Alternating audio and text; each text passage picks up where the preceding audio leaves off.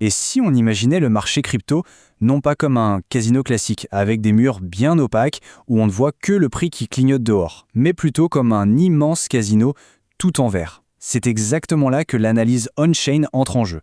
Et ça nous donne un avantage qui est presque injuste. Vous voyez, dans la finance traditionnelle, c'est le blackout. On voit les gens qui entrent, qui sortent, on voit le grand panneau des gains, mais ce qui se passe vraiment à l'intérieur, ça reste un vrai mystère. En crypto, grâce à la blockchain, c'est différent. C'est ce fameux casino de verre. On peut observer les gros joueurs, suivre leurs mises et même anticiper leurs prochains coups. Cet avantage, c'est précisément ça, l'analyse on-chain. C'est tout l'art de regarder à travers ces murs de verre.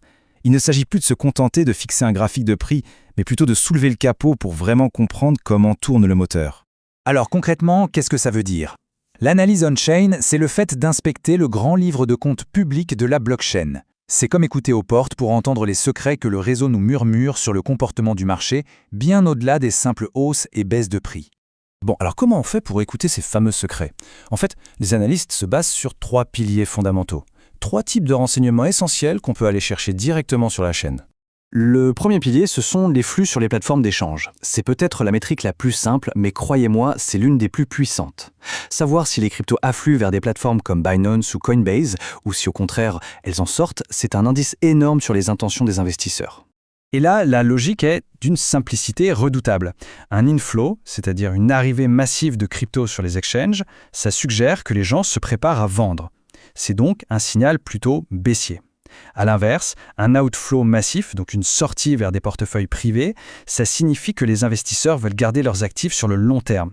Et ça, c'est un signal haussier. C'est aussi simple que ça. Le deuxième pilier, c'est l'activité des whales, les baleines. Qui sont-elles? Ce sont ces adresses qui détiennent des quantités astronomiques de crypto, par exemple, plus de 1000 bitcoins. Suivre ces acteurs, c'est un peu comme suivre l'argent intelligent, ce qui, bien souvent, anticipe, voire même provoque les grands mouvements du marché. Ce qui est fascinant avec les baleines, c'est qu'elles agissent souvent à contre-courant. Quand le prix s'effondre et que les petits investisseurs paniquent et vendent tout, elles accumulent. C'est un excellent signal d'achat. Et à l'inverse, quand le prix s'envole et que l'euphorie gagne tout le monde, elles distribuent, c'est-à-dire qu'elles vendent leurs profits à ceux qui arrivent en retard, poussés par la peur de rater le train. Et enfin, le troisième pilier, absolument crucial, la santé du réseau. Parce qu'une hausse de prix, c'est bien beau, mais si elle est purement spéculative, elle ne tiendra pas. Il faut qu'elle soit soutenue par une utilisation réelle du réseau. En gros, on veut savoir si les tables de jeu du casino sont vraiment pleines ou si elles sont vides. Et voilà, le point essentiel à retenir, le prix, à lui seul, peut être un énorme menteur. Si le prix du Bitcoin monte en flèche, mais que dans le même temps, le nombre de personnes qui l'utilisent réellement diminue, alors là, c'est une alerte rouge. On appelle ça une divergence baissière. Ça veut dire que la hausse est vide, qu'elle n'est pas saine et qu'elle risque de s'effondrer à tout moment. Allez, on passe à un autre niveau maintenant. On quitte les renseignements généraux pour découvrir un outil spécifique, mais incroyablement puissant. Un outil qui fonctionne comme un véritable baromètre des émotions du marché. Il s'appelle le Nupleol. Le NUPL, pour profit et pertes nettes non réalisées, répond à une question toute simple. À l'instant T, est-ce que les investisseurs, dans leur ensemble, sont en train de gagner ou de perdre de l'argent? Et c'est possible de le savoir, parce que la blockchain a une mémoire d'éléphant, elle se souvient du prix exact auquel chaque jeton a été déplacé pour la dernière fois. Et c'est là toute sa puissance. Le NUPL ne se contente pas de mesurer un prix. Non, il mesure la psychologie humaine, mais à l'échelle mondiale.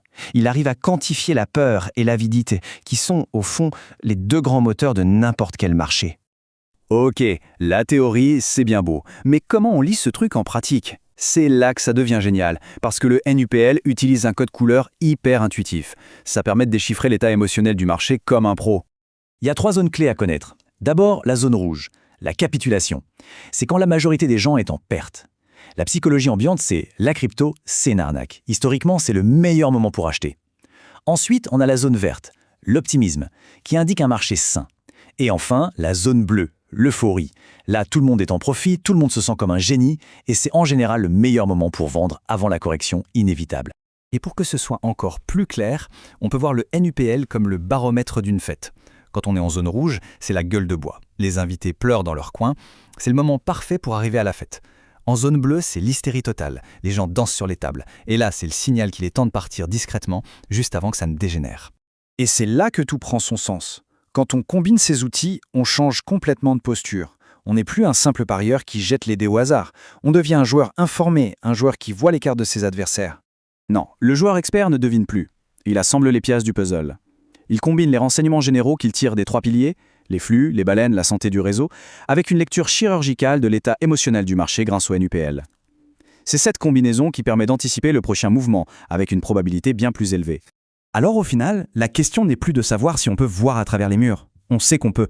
La vraie question c'est, maintenant que les murs de ce casino sont en verre, par où va-t-on commencer à regarder ?